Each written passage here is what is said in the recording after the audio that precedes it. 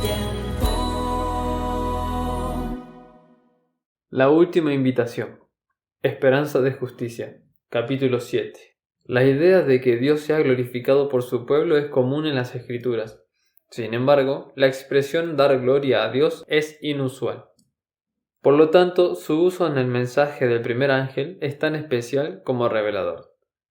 Un ejemplo poderoso se puede extraer del comienzo de la historia israelita, cuando los hijos de Israel, después de vagar durante 40 años por el desierto, finalmente entraron en la tierra prometida, que estaba llena de pueblos peligrosos y corruptos. Entre otras cosas, estos individuos sacrificaban sus hijos a los dioses. Antes de entrar en la tierra, se les había advertido específicamente contra esta práctica horrible. No permitas que ninguno de tus hijos sea ofrecido como sacrificio a Moloc, pues no debes traer vergüenza al nombre de tu Dios. Yo soy el Señor. Levítico 18:21. Esos cananeos eran gente malvada, y según todas las apariencias, hacía mucho que habían rechazado los esfuerzos de Dios por acercarse a ellos. Ver Génesis 15:16. También ten en cuenta la siguiente idea. Al cometer esta práctica impía, los israelitas estarían profanando el nombre de su Dios. Esto era lo opuesto a la idea de que al hacer el bien, al obedecer al Señor, al dejar que sus luces brillaran, glorificarían su nombre. También se les había advertido a los hijos de Israel que no guardaran los bienes de esos pueblos para fines personales. No se queden con ninguna cosa que esté destinada para ser destruida, pues de lo contrario ustedes mismos serán destruidos por completo, y traerán desgracia al campamento de Israel.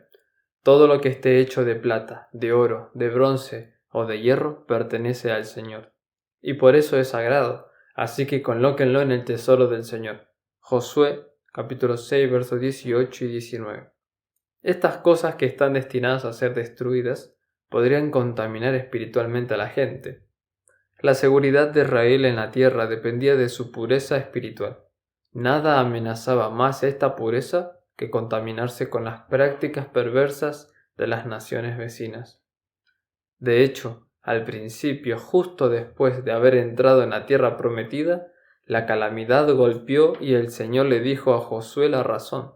Levántate, ¿por qué estás ahí con tu rostro en tierra? Israel ha pecado y ha roto mi pacto. Robaron de lo que les ordené que apartaran para mí.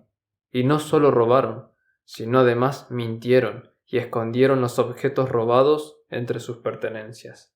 Josué 7, 10-11. La idea de mezclar cosas paganas con las propias simbolizaba lo que en última instancia conduciría a la caída de la nación, una práctica que, como veremos, también ha plagado al cristianismo. Y poco después de haber entrado en la tierra, esta contaminación ya estaba en marcha. Por codicia y en flagrante desobediencia a los mandamientos de Dios, quien no quería que su pueblo fuera contaminado, alguien de Israel había saqueado y guardado para sí objetos de la ciudad recién destruida de Jericó. Aunque se le dio la oportunidad de dar un paso adelante y confesar su error, solo después de ser confrontado por Josué, a quien Dios le reveló quién era el culpable, Acán admitió lo que había hecho diciendo: «Es cierto, he pecado contra el Señor Dios de Israel.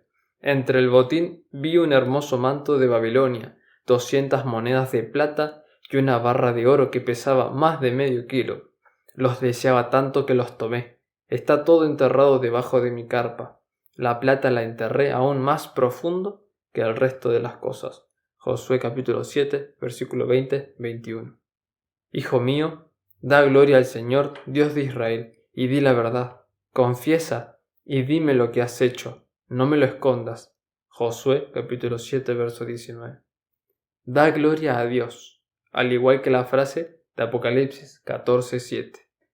En el contexto del juicio de ser llamado a admitir su culpa, se le dice a Acán que dé gloria a Dios. ¿Qué significa eso? No se trata de dar gloria cantando alabanza al Señor, más bien es admitir que Dios fue justo no solo al llamar la atención sobre la codicia, el egoísmo y la rebelión de Acán, sino también en el castigo que recibiría. Acán merecía el castigo que estaba a punto de sufrir, y se esperaba que reconociera ese hecho. En resumen, Dar gloria a Dios equivale a admitir, en el contexto del juicio, que el juicio de Dios es completamente justo y equitativo. Teniendo en cuenta el conflicto cósmico y la justicia divina al tratar con él, cuán importante es no solo que los juicios de Dios sean justos, sino también que el universo reconozca esa justicia. Ver Efesios capítulo 3, verso 10. De hecho, Apocalipsis 19, versículo 1 y 2, describe que algunos de estos gobernantes y autoridades invisibles de los lugares celestiales exclaman: «Alabado sea el Señor, la salvación, la gloria y el poder le pertenecen a nuestro Dios. Sus juicios son verdaderos y justos». Por eso esta frase específica, dar gloria a Dios, aparece también en otros escenarios del juicio divino. 1 Samuel capítulo 6 versículos 5, Jeremías 13, 15 y 16, Malaquías 2, 2. Pero sin duda, el ejemplo más dramático, trascendente y poderoso ocurre en el corazón del mismo mensaje del primer ángel: teman a Dios y denle gloria, porque la hora de su juicio ha llegado. ¿Por qué temer a Dios? ¿Por qué darle gloria? Juicio de Dios. El Dios omnisciente que todo lo ve, que conoce cada pensamiento, cada acto secreto, incluso las cosas que has olvidado hace mucho tiempo. Ese juicio. ¿Cuáles son tus perspectivas en este escenario? Hace años, los ateos británicos lanzaron una campaña en esos famosos autobuses rojos de 2 pisos que deambulan por las calles de Londres. El anuncio decía en inglés: probablemente Dios no exista, así que deja de preocuparte y disfruta de la vida. Probablemente Dios no exista. Y si Dios existe, ¿por qué debería preocuparte? Quizás esto se deba a que este Dios tiene un estándar moral, como los 10 mandamientos, que la gente estaba obligada a seguir, en oposición a los estándares personales, que a menudo no se elevan por encima de sus propios impulsos y deseos. El mero pensamiento de la existencia de este Dios implica un sentido de obligación moral y responsabilidad. Precisamente las preocupaciones de quienes están detrás de la campaña de autobuses. Esta preocupación tiene sus razones, considerando que la Biblia describe la depravación humana en términos crudos. Ver Romanos capítulo 1. Para evitar que la gente tenga excusas y demostrar que todo el mundo es culpable delante de Dios. Romanos capítulo 3, verso 19. Un joven agnóstico, que no era tan malo, reflexionaba de vez en cuando. Quizá realmente exista un Dios. Sin embargo, cada vez que le venía a la mente el pensamiento, lo rechazaba. ¿Por qué? Porque si realmente hubiera un Dios, estaría en problemas. Quienquiera que haya colocado esos anuncios en los autobuses de Londres podría tener el mismo miedo. Y con razón también. Si los ateos tienen razón en que Dios no existe, imagínate lo que eso significaría en relación con el clamor de justicia que ha existido desde el comienzo de la historia humana. Si probablemente Dios no exista, entonces probablemente tampoco haya esperanza de justicia. No haya esperanza de que se corrijan injusticias indecibles, de que se rindan cuentas y se castigue un mal indecible. Todo mal impune del que no se hayan rendido cuentas permanecerá para siempre impune y sin explicación, un pensamiento deprimente y desesperado. Quizás hayas oído hablar del automóvil estadounidense llamado Pinto, en homenaje a una raza de caballos. Fue un modelo popular en los Estados Unidos de la década de 1970, un intento de competir con escarabajos de Volkswagen. Sin embargo, la compañía, incluido su ejecutivo icónico Lee Iacocca, sabía que el vehículo no era seguro, y si se lo chocaba en su parte trasera incluso a una velocidad relativamente baja, el tanque de combustible explotaría. No obstante, al hacer un análisis de costo-beneficio, la empresa decidió quedarse con el auto de todos modos, con los peligrosos defectos de fabricación, ya que sería más económico pagar las demandas por muertes y lesiones que reparar el modelo. Lo que llamó la atención del público fue la revelación de que a la empresa le resultó más barato pagar una indemnización a las familias de las víctimas de incendios vehiculares que pagar los $137 millones necesarios para hacer más seguro el modelo de inmediato, según un memorando interno de la empresa, presentado durante un juicio. Esto significaba que hacer las mejoras en la seguridad no era rentable. Cientos de pasajeros y conductores murieron, sufrieron quemaduras y mutilaciones, incluido un niño de 13 años que sufrió quemaduras en más del 90% de su cuerpo, porque Lee Iacocca y otros ejecutivos de la empresa fabricante de automóviles priorizaron las ganancias por sobre las personas. Sin embargo, las explosiones y las muertes de clientes no eran una publicidad positiva para la empresa, cuyo anuncio de automóvil en las estaciones de radio incluía la frase «El automóvil te dejará con una cálida sensación de comodidad».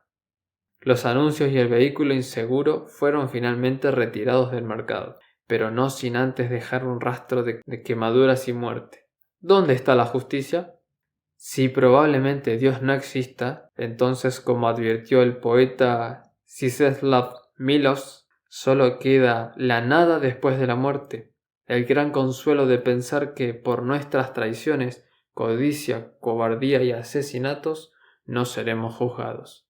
Algunos, por supuesto, quieren justamente eso, ninguna condena por sus actos de traición, codicia, cobardía y todos los demás males humanos de la que fueron culpables sin que jamás se los considere responsables.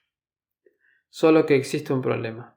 La Biblia enseña una y otra vez en el Antiguo Testamento y el Nuevo Testamento, desde Moisés hasta Pablo, por parábolas y poesía, la clara advertencia de que Dios es justo y que los seres humanos tendrán que responder por todas sus obras, por todas las acciones y todos los males que cometieron.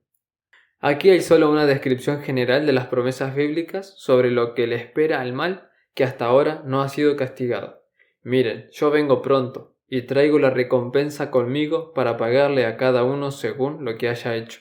Apocalipsis 22, versículo 12. Dios nos juzgará por cada cosa que hagamos, incluso lo que hayamos hecho en secreto, sea bueno o sea malo. Eclesiastés 12, verso 14. Pero el Señor reina para siempre, desde su trono lleva a cabo el juicio, juzgará el mundo con justicia y gobernará a las naciones con imparcialidad. Salmo 9, versículos 7 y 8. Por esa misma palabra, los cielos y la tierra que ahora existen han sido reservados para el fuego. Están guardados para el día del juicio, cuando será destruida la gente que vive sin Dios. Segunda de Pedro, capítulo 3, versículo 7. Teman a Dios y denle gloria, porque la hora de su juicio ha llegado. Adoren al que hizo el cielo y la tierra, el mar y los manantiales de agua. Apocalipsis 14, versículo 7. Porque la hora de su juicio ha llegado. ¿Qué significa eso? Y más, ¿qué esperanza podemos tener frente a este juicio también nosotros, como pecadores, como personas que han cometido cosas que quedaron impunes? Nuevo tiempo.